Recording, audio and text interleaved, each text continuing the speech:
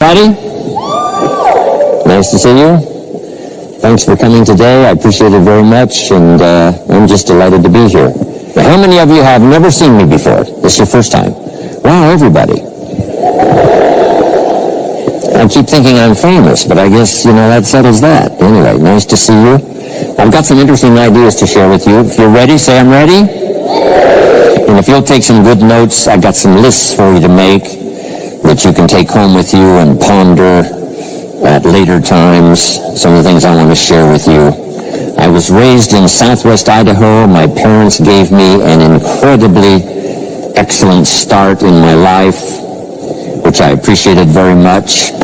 But I quit school at age 19, unfortunately. My reasoning was, I'm smart enough to get a job. How much smarter do you need to be? And with that shallow thinking, I quit school, age 19, and got a job, went to work. A little while later, got married, started a little family, and I'm struggling and, trying to do my best. But it seems like each year I'm falling just a little bit further behind. Finally, age 25. The climax of my sort of weariness with where I was, not doing as well as I thought I should, I hear a knock on my door, and I happen to be home alone. When I opened the door, there was a little Girl Scout about this tall selling Girl Scout cookies. And she gave me the finest sales presentation I've ever heard. Girl Scouts around the world, no better organization. And we've got these cookies, only $2, several flavors. And with a big smile, she very politely asked me to buy. No problem. I wanted to buy. Big problem. I haven't got $2 in my pocket. Now, I'm a grown man. I live in America. I've been to 1 year of college. I'm married. I've got a family. And I don't have $2 in my pocket. And I didn't want to tell her that. So I did what I thought was next best. I lied to her. I said, hey, look, I've already bought lots of Girl Scout cookies. I've still got plenty in the house that we haven't eaten yet. And she said, oh, that's wonderful. Thank you very much. And she leaves. When she leaves, I say to myself, I don't want to live like this anymore. I mean, how low can you get lying to a Girl Scout? That's about as low as you can go. But I promised myself that day I was going to start my search of finding opportunity, finding somebody who could teach me and coach me on doing much better for myself and for my family and for my future. And shortly after that, I met a most extraordinary man, very wealthy, but a friend of mine said, you've got to meet this man. He's rich, but he's easy to talk to. He's got a unique philosophy of business and life. And the more he told me about this man, the more I said, I've got to meet this guy. And shortly after that, I had a chance to meet him. Sure enough, when I met him, I was impressed. Obviously, he was rich. But he was friendly and easy to talk to. And I said to myself, if I could just get around someone like him, and if he would coach me, I would be willing to learn anything. I'd love to be like him. Well, my good fortune was he invited me to join his company, and over the next 5 years, my dream came true. He coached me and taught me how to turn my life from pennies to fortune. And he's not alive anymore, but I'd like to pay tribute to him one more time, Mr. Rohn, for the dramatic impact he had on my life, especially during that 5-year period. And so my whole life turned around. I made my fortune by the time I was 32, starting at age 25. And some of the ideas that I want to share with you today came from that 5-year experience. Then from there, I got into lecturing and giving seminars, and I've written a few books. And my career now spans about 41 years. But I'll never forget the impact this gentleman had on my life with a few simple concepts that totally changed my life, changed my future, and changed everything. Jim Rohn's view of the 21st century. Here's number 1. Unprecedented opportunity. We not only have begun a new century, century 21, it's a new millennium. A millennium is a 1,000-year period. We've had 6 so far. This is the beginning of the 7th millennium, and some scholars tell us that this could very well be an extraordinary time for the human race, this 7th millennium. And there's probably a lot of good reason that that is probably true. Unprecedented opportunity. We've now got the technology. We pick up a telephone now and talk to somebody on the other side of the world. Transportation now is so easy. I get on an airplane in Los Angeles, and 13 hours later, I'm in Tokyo. 5 meals, 3 movies, and you're there. I mean, you know, it's a simple deal. Anyway, we've got technology, we've got transportation, we've got all the rest, right? So this is going to be a time of unprecedented opportunity in every field you can imagine, every industry, every country. It's going to be the greatest period of opportunity time in the history of the human race, the 21st century, especially these opening years of the 21st century. So that's number one, unprecedented opportunity. Now here's the second note to take. Now also keen competition, because we now play the world game. And it's not just competition across the street from company to company and, you know, division to division and, you know, company to company. Now it's worldwide competition. A job now becomes available. Does it go to someone in Minnesota or someone in India? Worldwide competition. So now you've got to be ready to cash in on the opportunity, but you've also got to be ready for the competition. So I've got some interesting ideas on how to be prepared for both opportunity and competition in these opening years of the 21st century. Here's some of my best advice. Number one, you've got to have more than one skill. It's okay to have one skill, but I'm telling you, if you want economic safety for the future, especially this century, in my personal opinion, you need more than one skill. We've seen people, right, the last 15, 20 years that only had one skill, worked for this company for a long time. The division the guy worked for got chopped, eliminated. Now he loses his job. Now he tells us he's in economic distress. Why would that be? Simple answer. He only had one skill. So for economic safety for the future, my personal advice, you gotta have more than one skill.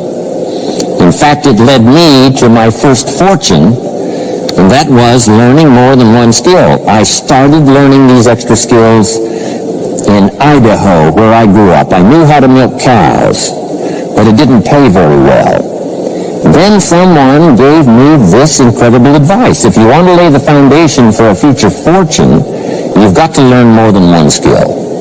And I started that process age 25. Here's the first one, and I started part-time, a little sales job that I got. A product that I believed in, learned how to present it well enough for somebody to say yes, gave excellent service so that that would lead to multiple sales, and this little extra part-time job in sales absolutely started multiplying my income. From milking cows, now I've got this ability now to start getting customers, keep them serviced, and make some money in this extra skill. So now I've got 2 skills, milking cows and finding customers. Here's the next skill I learned, just to give you a quick list. Next was finding good people. If you've got a little enterprise going and you need some people, you have to just go look for them. And when I learned this skill, finding good people for my little enterprise, I couldn't believe how it drastically changed my income. My income now starts to multiply, not just increase. So now I've got, 3 skills, milking cows, getting customers, finding good people. I'm on my way. Here's the next one that paid me big money, in case you're interested, and that's organizing. Organizing simply means getting people to work together. Big challenge, but if you learn the skill, getting people to work together, they pay extraordinary money. Here's the next one that really increased my income substantially, and that's promotion and recognition. rewarding people for small steps of progress. I mastered this one. And here's the philosophy behind it. Be so busy giving other people recognition you really don't need it for yourself. I mastered this. Guess what it pays? Big money. Let me just give you one more, and it's in 3 parts. And that's communication. Learning to affect other people with your language. Of all the things not to be lazy about, it's language, because words can work miracles.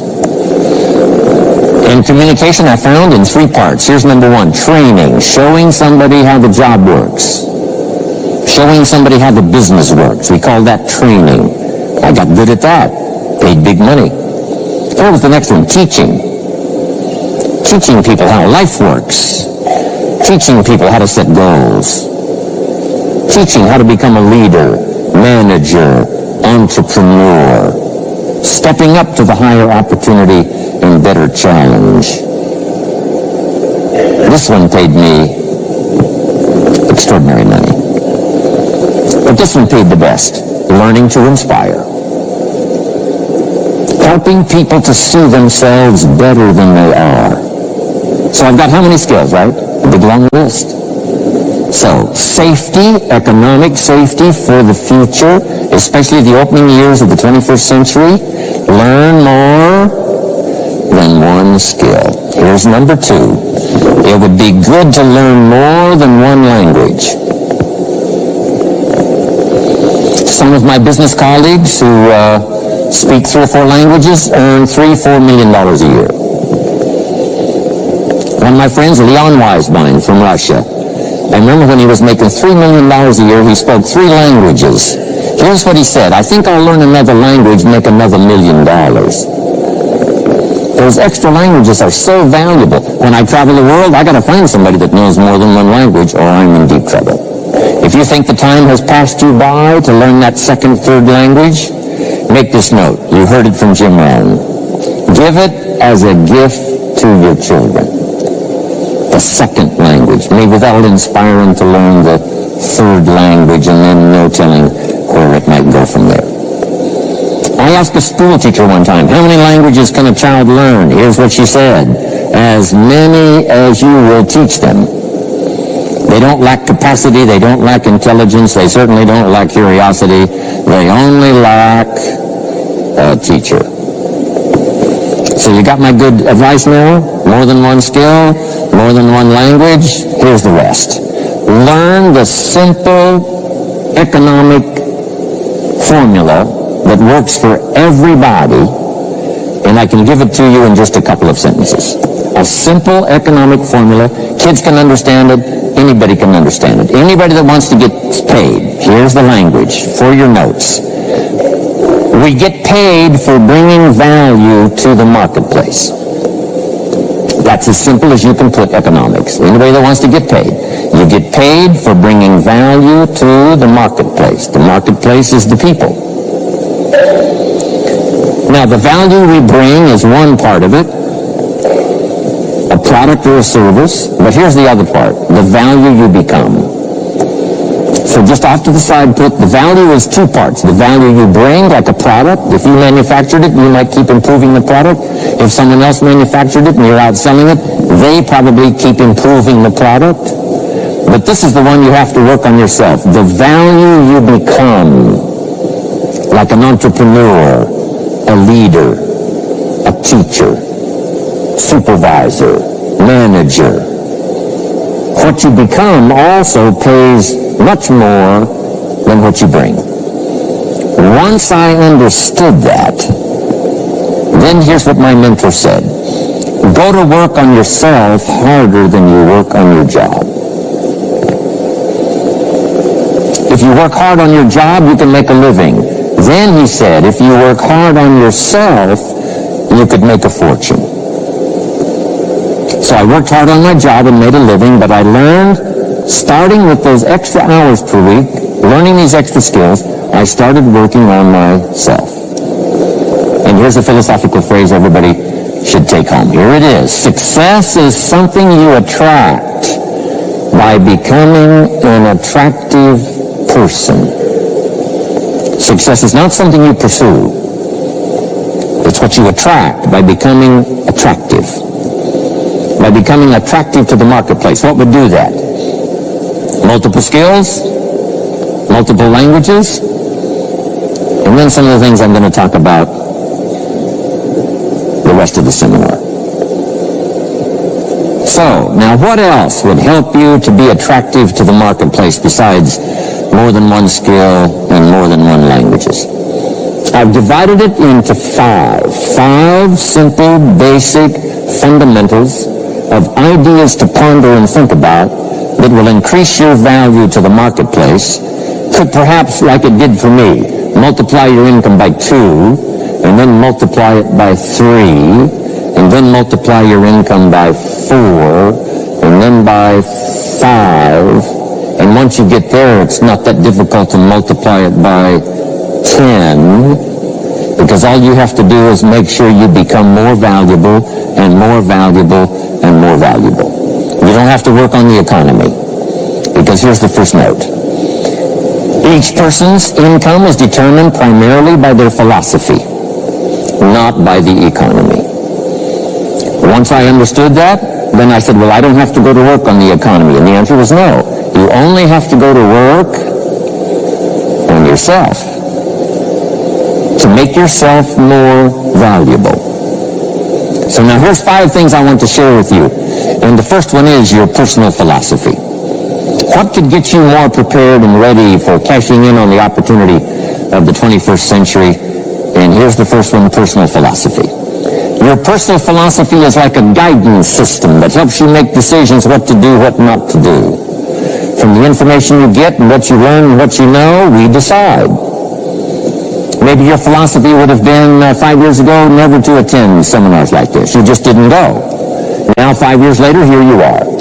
Something happened along the way to change your mindset, saying, hey, for the money and the time, if I just get one good idea and walk away, it certainly is worth the money and the time. So now that little amendment in your philosophy, you now say, I'm going to regularly go, because it doesn't take but a few ideas to make a great difference in your income, personal life, social life, and all the rest. So now you know that's valuable. A change of mind, a change of idea. So that's what personal philosophy is all about. The more we learn, the more we know, the better we're able to make better decisions about 2 major things. Your philosophical guidance system does 2 things. For your notes, number 1, helps you to see the dangers on one side, so you can avoid those. But here's what else your guidance system does. Personal philosophy helps you to see the opportunities on the other side, so that you can expand those, maximize those. And here's what that's called. The game of life is to minimize the dangers and maximize the opportunities. And the more we know and the more we learn, the more experience we gather in sessions like this, from the sermon on Sunday morning to the books we read and all the rest, helps us to keep continually adjusting our philosophical guidance system so that we minimize more dangers, maximize more opportunities. That's really the game of life. I couldn't put it much more simply. So number 1, we're affected by what we know. Now, how do we know more things and learn more things that'll help us readjust our thinking so we can avoid the dangers, maximize the opportunities? Here's number 1, learn from personal experience. One way to learn to do something right is what? First do it wrong, right? Mess up, and then you say, wow, that was costly. I'm never going to do that again. So one way to learn to do it right, first do it wrong.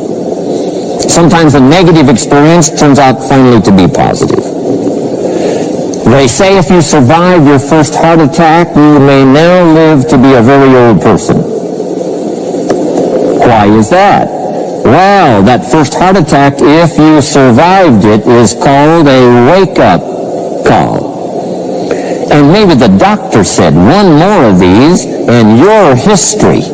And you said, wow. And you make it for the health food store. And you start reading every book you can find on good nutrition, how to avoid another one of these heart attacks, and you start jogging and start walking and doing all of the stuff, and this total change of lifestyle could now save your life and cause you to live to be a very old person. Here's what my mentor said, that's some of the best advice I ever got. He said, Mr. Rohn, if you will change, everything will change for you. If you'll start making personal changes, your income will change, your health will change, your future will change, everything will change, if you're willing to start making the changes. So sometimes a negative experience now causes us to really make a sudden shift in our philosophical guidance system that says, hey, I'm never going to let this happen to me again. Fantastic. Now here's the next way to learn, and that is to learn from other people's experiences, whether they are negative or positive. It's too bad failures don't give seminars like this. Wouldn't that be good information? Now, we don't want to pay them, so they don't lecture, but their information would be valuable. If you know a guy that's messed up his life for 40 years, you have to say, John, would you spend a day with me? And I will bring my notebook and take good notes. A good-looking guy like you, beautiful family, every reason to do well, threw it all away. Teach me how for the last 40 years you messed it all up. And he tells you, and you take good notes. Learning from the negative side of someone's experience. If somebody tells me these eggs are rotten, I'm not going to make an omelet and try it. Right? I'm just going to take their advice and their know-how. So, learn number one from your own experiences, learn number two from other people's experiences. And my mentor taught me to always keep a journal. Here's what he said, don't trust your memory. If you want to live a dynamic life, multiplying your income, multiplying your future, be a good student. If a good idea comes your way, write it down, then ponder it, then perhaps go do it. Okay. Now, your philosophy comes from what you learn, comes from what you know, comes from other people's experiences. 3 ways now to learn from other people. Here's number 1, learn from what you see. One of the great watchwords of these early years of the 21st century, pay attention. If you just watch, you can pick up clues. Success leaves clues. And if you'll be a better observer of the winners and the losers, those that are doing well and those that are falling behind, and just take mental notes and good notes and say, I'm going to adjust what I'm doing based on what I see. Here's number 2. We learn so much from other people based on what we hear. Here's good advice on that. Be a selective listener. Listen to voices of value that have experience, ideas, reputation, something valuable to share. Now here's number 3. Read all the books. Now there's millions of books, so you can't read all the books. But make this note. Read all the books you need to read to make you as wealthy as you want to be, as healthy as you want to be, as prosperous, as productive, as unique a human being as you want to be. Read all of those books. Don't leave those books go unread. My mentor got me started on my library when I was 25. I got one of the best. If you saw my library, you would be impressed. I haven't read everything in it, but I feel smarter just walking in it, right? My library. I was smart enough to buy it all. Now I got to be smart enough to read it all. Now jot this down. When you do read, you have to sort through what you read and decide which is valuable to try. That's part of the process of learning. Gathering information and sorting through it. 1, the information that would apply to you, and what you think would be valuable based on your current philosophical opinion. So read all the books. Our lives are greatly affected by what we learn and what we know. Now here's number 2 of these very basic 5 things I want to share with you. First, your personal philosophy. Here's number 2, your attitude. First, we're affected by what we know. When I talk to the kids in high school classes, college classes, that's the first thing I tell them. Get the information while you're here. Nothing worse than being stupid when you get out of school. So get the information. Being broke is bad, but stupid is what's really bad. And what's really, really bad is being broke and stupid. Nothing much worse than that, unless you're sick. Sick, broke, and stupid. That's about as far as you can fall unless you're ugly. And surely that would be the ultimate, right? The ultimate negative life. Ugly, sick, broke, and stupid. So learn all you can. We're affected by what we know, so get the information. Don't be lazy in learning. Don't be lazy in going through the books, building your library, coming to classes like this consistently.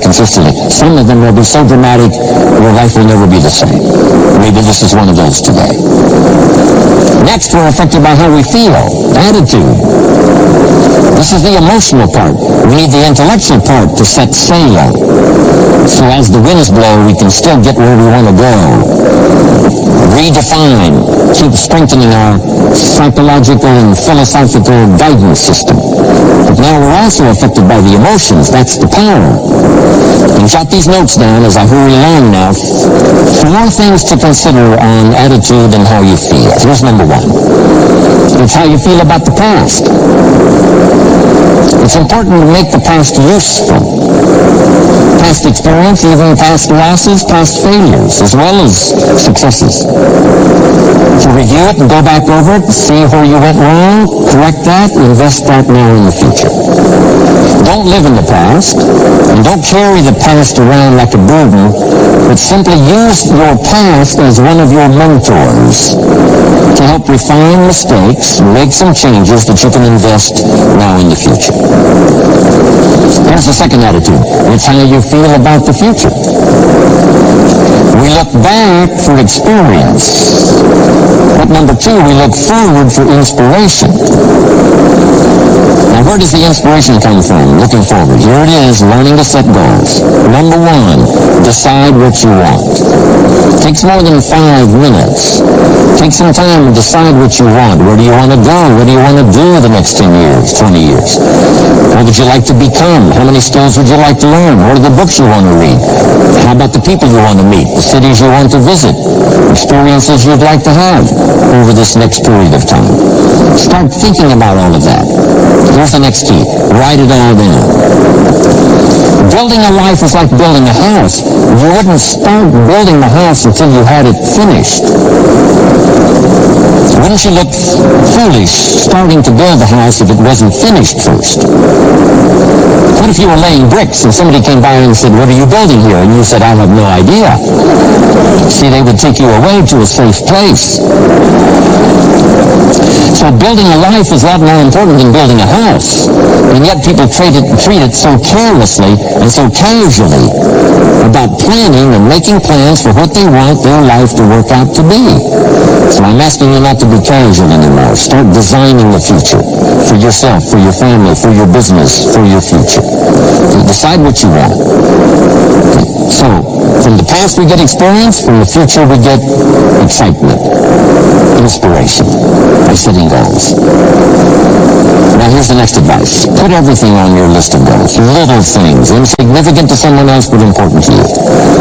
A goal list is important. You don't have to publish it in your local newspaper. My Japanese friend, Toro Ikeda, San Jose, California, put on his first list a Caucasian gardener. I said, go Toro. Back then everybody had a Japanese gardener. So now I'm Japanese, I want a Caucasian gardener. I like that. So set goals. Set the goals that'll turn you on, goals that'll get you excited. Put everything on your list. Now, here's the next attitude. It's very important how you feel about everybody. If you want to be a leader extraordinaire, here's what you learn. Each of us need all of us. One person doesn't make an economy. One person doesn't make a symphony orchestra. It takes all of us for each of us to be successful. Each of us need all of us, and all of us need each of us. Each gift is important as we bring it to the table, as we bring it to the country, as we bring it to the community. Learn to appreciate that. Each of us need all of us. Now here's the last one. It's how you feel about yourself. Nothing more powerful than self-confidence to start multiplying your income by 2, by 3, by 5, by 10. And where does that come from? Make the note. It comes from self-esteem. Doing the things you know you should do, and at the end of this day, your self-esteem is soaring and high. You've met the people you said you'd meet. You made the calls you said you would make. You did the things that you required of yourself to do, and at the end of the day, you feel great about yourself. That is one of the greatest motivating factors for the future, self-esteem, feeling good about yourself. Now let me give you the miracle piece of this formula. If you're ready, say I'm ready. Here it is. Number 3 is activity. We're affected by what we do. Now we've gotten to the formula of how to turn ideas into reality, how to turn imagination into substance. It's called number 3, activity. So add these notes to it now. Activity is the work. Activity is the labor. You might add labor pains. I'm short on personal experience here, but the mothers in the room will tell us, you know what that's all about, labor pains. Why would an upcoming potential mother be willing to put herself through maybe a rather painful experience? She said, that's an easy answer, and it's for your notes. It produces a new life. Why wouldn't she put herself through the labor? Now comes the miracle of new life. And whether it's new career life, or new business life, or new friendship life, or new married life, or new life of any kind, it has to come from the work. It comes from the labor. In fact, labor was so important. Here was the original formula for labor. If you have forgotten it, remind yourself. For your notes, 6 days of labor and what? 1 day of rest. Now it's important not to get those numbers mixed up. Why is that? Here's why. Why not 5-2? I don't know. Maybe 5 and 2 would be okay. If God would have thought of 5 and 2, he might have made it 5 and 2. You can't think of everything when you're putting one of these together. But maybe one of the reasons for 6-1, jot this down now. If you rest too long, the weeds take the garden. Now, to think so is naive. As soon as you've planted, the busy bugs and the noxious weeds are out to take it. So you can't linger too long in the rest mode. You've got to go back to work. 6 days of work, then rest and spirituality and friendship and change of pace. And then go back over the last 6 days. What did I do? What did I miss? What did I miss? What happened? So that I can invest those corrections in the next 6 days of higher productivity. Have you got that now? 6 days of work, 1 day of rest. Don't get the numbers mixed up. Activity. Now, activity finishes the miracle. Good question for your notes. How did this convention center get here? Let me give you the steps. Number 1, somebody saw it while the property was vacant. You say, well, how could you see a convention center if it isn't here? It's the only way it will be here. And somebody has to see it so clearly they can draw a picture of it, saying, this is the convention center. You say, no, it isn't there. They say, yes, this is the convention center. The artist's rendering shows you a picture of what isn't there. That's the beginning of imagination. So to turn nothing into something, here's what you do. Imagine the possibilities. That's why we recommend testimonials for someone to say, hey, I started with pennies and I made a fortune. And when they finish, sometimes they say something like this, if I can do it, well, you can do it. And we start imagining the possibilities. Here's number 2, have faith to believe that some of them are possible for you. And both imagination and faith are powerful forces, but we still don't have a hotel. We still don't have a house. Even though those were powerful forces, it is the beginning. Now, imagination and faith must be deposited in activity, or it is wasted. But the finishing touch of the miracle process is now, go to work. Go to work and build a better career. Go to work and build good health. You can't have good health without the work. When did we start hearing that phrase? No pain, what? No gain. You've got to do the work. You can read all the books until you're wise. You can have faith and believe until it is extraordinary. But now you must go to work.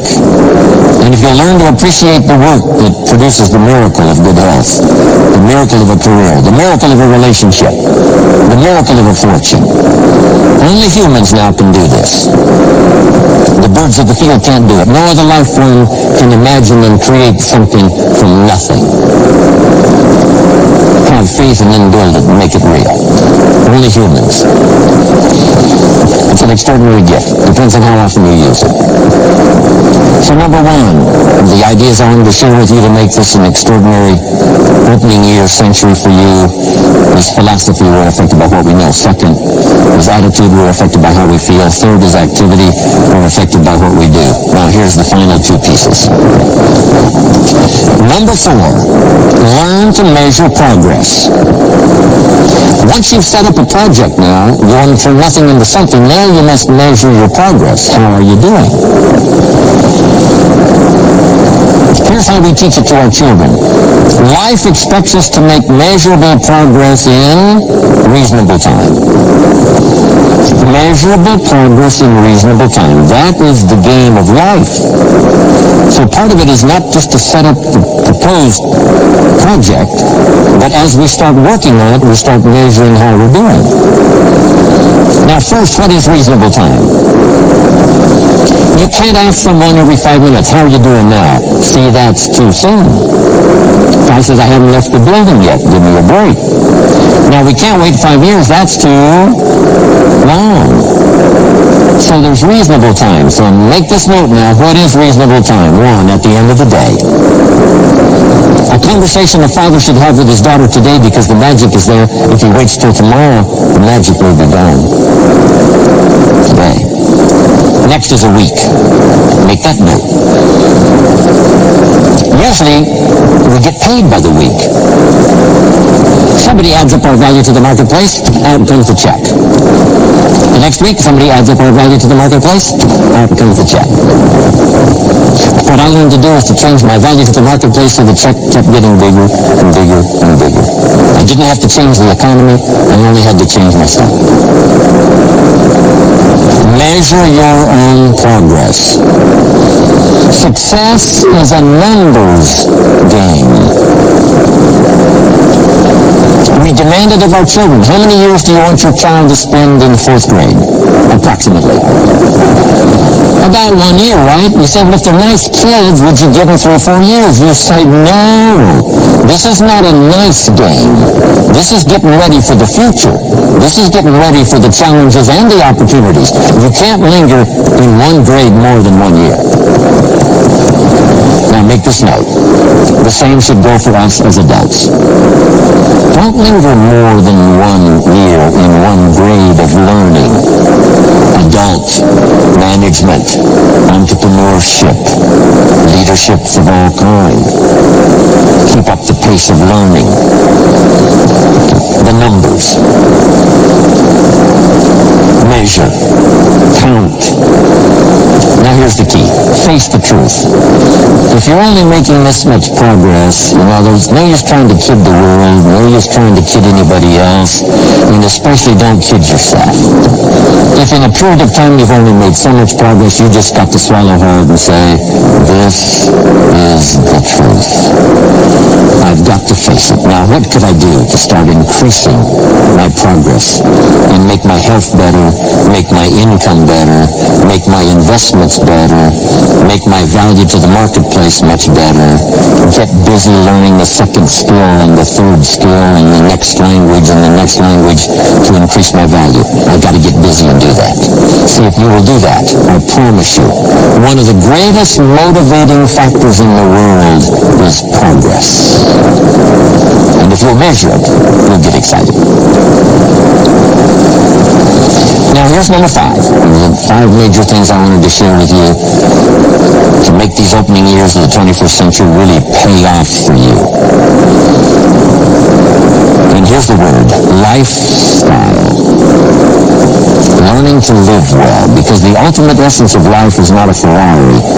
The ultimate essence is not a home. The ultimate essence is not a bank account. It's not $1 million. It's not a fortune. Here it is. The ultimate essence of life is learning to live a good life. That's the key. Whether you have modest resources or whether you have mega millions. Either way, the real key is learning to live a good life. And so in my closing 5 minutes, let me give you what I think is a good list. Now, this is the short list. In other presentations, I cover a longer list, but this is called Jim Rohn's short list for living the good life. Here it is. Number 1, productivity. You really won't be that happy if you don't produce. And here's the next bit of advice on that. Produce to the max if you possibly can. To produce a little is okay. To produce enough is okay. To produce some to get by is all right. But why not try productivity to the max? Andrew Carnegie, who built the steel industry back in the 30s, here's what Andrew said. I'm going to spend the first half of my life accumulating money. I'm going to spend the last half of my life giving it all away. He got so inspired by that goal that the first half of his life he accumulated $400 million, which back in the 30s was a lot of money. A mega fortune. Guess what he did the last half of his life? He gave it all away. I've got a good question for you as we close. Here's the question. What's got you turned on? What's got you up early? What's got you eager to face the day? What's got you inspired to learn the extra skill, put in the extra time, go the extra mile, learn how to work with people, guarantee your future? Good question. Here's number 2, good friends. You gotta have good friends. The best support system in the world is good friends. Collect and nourish those as priceless. Good friends are those wonderful people who know all about you and still like you. Those are good friends. Here's number 3, your heritage. What's made America so unique among all the nations of the world and the greatest experiment in the history of the world. And that is the depository of gifts that have come to America over the last 300 or 400 years. The heritage from all walks of life, all over the world. Now the key to keeping America vital and powerful and unique for generations to come is to keep alive these heritages. The music, the dance, the costume, the customs, the literature, the poetry, and all the rest combined together, making us an extraordinary, unusual nation among nations. Keep your heritage alive. Here's number 4. Your spirituality. Whatever you believe in terms of spirituality, that's important. And I've got 3 words for you to consider. Here they are. Study, practice, and teach. Whatever you believe in terms of spirituality, study, practice, and teach. Don't leave your spirituality unstudied. Don't leave it unpracticed. And don't leave it untaught. It's one of the major components of a good life. And now to close, for your notes. Take special care of the inner circle. Family, close friends. Nourish them, they will nourish you. Inspire them, they will inspire you. And take care of the details, the little things that makes it special for family and friends. When my father was still alive after my mother died, my father lived about another 7-8 years. When I used to travel, I would try to call him while he was having breakfast with the farmers, southwest Idaho. Make a special day. If I'm in Israel, I got to get up in the middle of the night. But I call in the middle of the night, Papa, I'm in Israel. And they would bring him the phone in this little cafe called the Decoy Inn. And Papa would say, Israel, son, here are things in Israel. And he'd talk real loud so everybody could hear. So Papa, they gave me a reception last night on the rooftop overlooking the Mediterranean. It's overlooking the Mediterranean. Now he's got a story to tell for the rest of the day. My son called me this morning while I was having breakfast with the farmers. I know he had to get up in the middle of the night. Special days. One more scene. I thought about my father walking down the lane on the farm to the mailbox, opening it up. And this is for your notes. Make sure the mailbox is not empty. My father lived to be 93. What kind of an experience would that be for a day? Age 93, open the mailbox and it's empty. Even if it's just a postcard, make sure the mailbox is not